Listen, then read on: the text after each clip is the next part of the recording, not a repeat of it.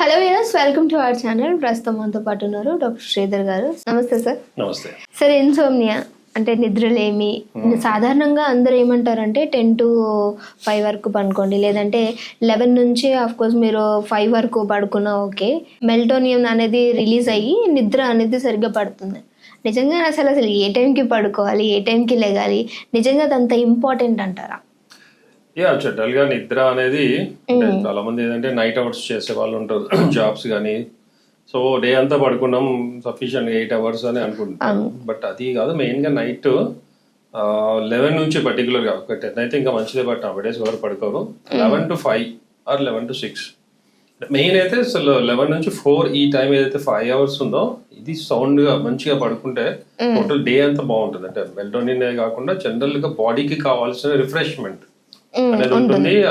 Sufficient అంటే ice కి కానీ, బ్రెయిన్ కి కానీ, బాడీకి కానీ అది స్లీప్ అనేది చాలా మంచిది. నెక్స్ట్ డే మనం యాక్టివ్ గా ఉండాలి, మెమరీ బాగుండాలి, మనం వర్క్ చేయాలి, ఇంట్రెస్ట్ రావాలంటే కూడా నిద్ర చాలా అవసరం. ఓకే, అంటే ఇప్పుడు 11 to 5 అంటే 7 to 8 hours అవ్వదు కదా సార్? మినిమం 6 hours మంచి స్లీప్. అంటే మనం 8 hours పడుకున్నా ఇప్పుడు మధ్య మధ్యలో డిస్టర్బ్ అవడం, లేవడం, మళ్ళీ పడుకోవడం అది కాకుండా. సో పడుకుంటే చాలా మంది అసలు నైట్ పడుకుంటే పొద్దున్న దాకా వాళ్ళు కుంభకంఠుడు అంటారు కదా, ఆ టైప్ లో నిద్ర. అది చెప్పాలంటే అదృష్టం కూడా, అలా రాదు. ఇది అఫ్ కోర్స్ అంటే చాలా రీజన్స్ ఉన్నాయి. ఒకటి ఫ్యామిలీ జెనెటికల్ గా కూడా రావచ్చు కొంతమందిలో. కొంతమందికి ఏదంటే మైండ్ చాలా అలర్ట్ గా ఉంటారు, కొంతమంది షార్ప్ గా. అంటే చిన్న వెళ్తురున్నా లేదా చిన్న శబ్దమైనా ఏదైనా పొరపాటు ఇట్లా. అండ్ కొంతమందికి టచ్ కూడా, బెడ్షీట్ ఇట్లా తగిలినా కూడా అంటే ఆ విధంగా చాలా అలర్ట్ గా ఉంటారు. సో వీళ్ళకి ఏంటంటే ఈజీగా డిస్టర్బ్ అవుతుంది నిద్ర, పట్టడం కష్టంగా పడుతుంది. అండ్ మధ్య మధ్యలో చిన్న సౌండ్ ఇప్పుడు ఎప్పుడైనా దోమ వాలిందని సపోజ్ దోమ వాలింది టక్ పని మేల్కుంటారు. సో ఇది చాలా అలర్ట్ గా ఉంటారు. సో వీళ్ళకి ఏంటంటే ఈ స్లీప్ అనేది చాలా ప్రాబ్లం ఉంటుంది. సో యాక్చువల్ గా అలాంటి వాళ్ళే ఇంకా వాళ్ళు ఏంటంటే మత్తుగా నిద్ర రావాలని చెప్పి అడిక్ట్ అవ్వడం, ఆల్కహాల్ కానీ లేదంటే స్లీపింగ్ పిల్స్ కి కానీ ఇలాంటివి. ఎందుకంటే వాళ్ళకి అలర్ట్నెస్ ఎక్కువ అవడం వల్ల ఇది అవుతుంది. సో అంటే ఇంకోటి ఏంటంటే ఫిజికల్ గా యాక్టివ్ గా లేకపోవడం, టైర్డ్ అవ్వకపోవడం. అంటే అంత కూర్చొని చేసే పని నవడేస్ ఏంటంటే మెంటల్ ప్రెషర్ ఎక్కువ ఉంటుంది. సో మెంటల్ వర్క్ ఉంటుంది, ఫిజికల్ వర్క్ ఉండట్లేదు. సో ఫిజికల్ వర్క్ లేనప్పుడు బాడీ టైర్డ్ అవ్వడం అనేది ఉండదు, నిద్ర రాదు. ఫిజికల్ గా ఎక్కువ, మెంటల్ గా ఎక్కువ ఉన్నప్పుడు ఏమవుతుంది, ఆలోచనలు. ఇప్పుడు సపోజ్ డే అంతా ఒక పని కానీ, ఒక వర్క్ లేదంటే ఒక problem.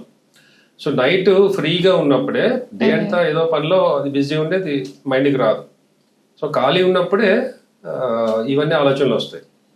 And ideal brain is the devil's workshop అని ఒక ప్రవర్బ్ కూడా ఉంది. సో ఖాళీ ఉన్నప్పుడే ఈ ఆలోచనలు, నెగటివ్ థింకింగ్స్ పర్టికులర్ గా వస్తాయి. ఇంకా నిద్ర పట్టదు, నెక్స్ట్ ఏం చేయాలి, ఇది ఎలా అయింది, అది ఎలా అయింది, ఎంత అవాయిడ్ చేయాలనుకున్నా ఆ టైంలో ఇవన్నీ వస్తుంటాయి నిద్ర పట్టకపోతే.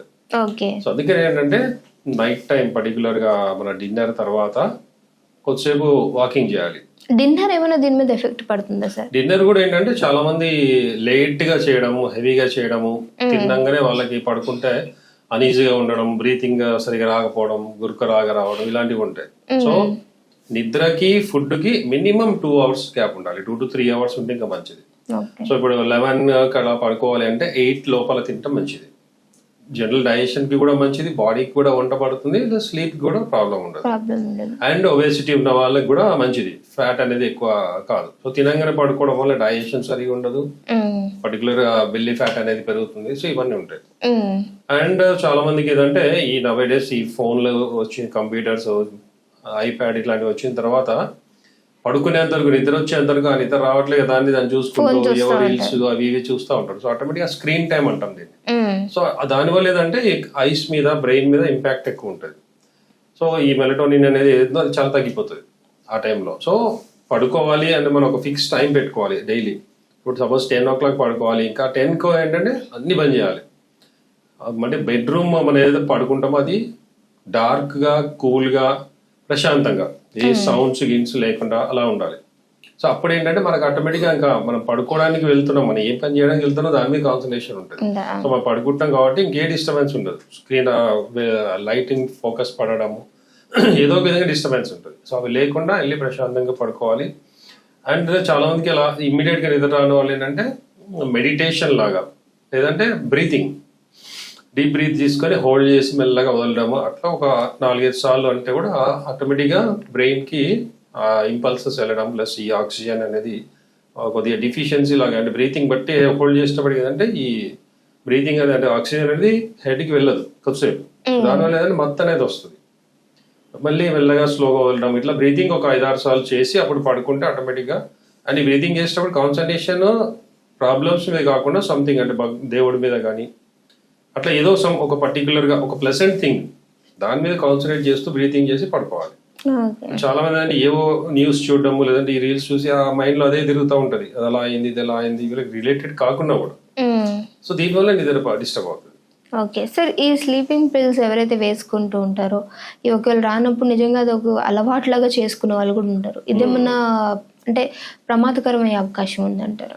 ఏదైనా కూడా న్యాచురాలిటీకి అగేన్స్ట్ వెళ్తే నేచర్కి అగేన్స్ట్ వెళ్తే ప్రాబ్లం అవుతుంది. సో స్లీపింగ్ పిల్స్ ఎప్పుడో ఒకసారి అంటే ఓకే, బట్ ఒకసారి అది స్టార్ట్ చేస్తే అది అలవాటు అయిపోతుంది, అది లేని అసలు నిద్ర పట్టదు. సో దానికి ఈవెన్ ఆల్కహాల్ కూడా అంతే. చాలా మంది అంటే సరే స్లీపింగ్ పిల్ వల్ల సైడ్ ఎఫెక్ట్స్ ఉంటాయి కదా అని ఆల్కహాల్ ఫస్ట్ ఏదో 1 పెగ్ తీసుకొని వాళ్ళు హ్యాపీగా పడుకుంటారు, తర్వాత అది అలవాటు అయిపోతుంది. 1 పెగ్ ఏం సరిపోదు, ఆటోమేటిక్గా 2nd పెగ్కి వెళ్ళాల్సి వస్తుంది. సో ఈ విధంగా ఏంటంటే వాళ్ళకి తాగితేనే నిద్ర వస్తుంది లేకపోతే లేదు అని. యాక్చువల్లీ ఏంటంటే ఈ స్మోకింగ్ కానీ ఆల్కహాల్ కానీ ఇంకా నిద్రని డిస్టర్బ్ చేస్తాయి. సో అది ఎప్పుడో ఒకసారి తీసుకుంటే ఓకే, బట్ జనరల్గా ఏంటంటే బాడీ టైర్డ్ అవ్వాలి, మైండ్ రిలాక్స్ అవ్వాలి, అప్పుడు నిద్ర అనేది పర్ఫెక్ట్గా వస్తుంది. కాబట్టి అంతా ఉల్టా అయిపోతుంది. సో అది మెయిన్ రీజన్ అనమాట. Okay sir, thank you so much sir, మంచి ఇన్ఫర్మేషన్.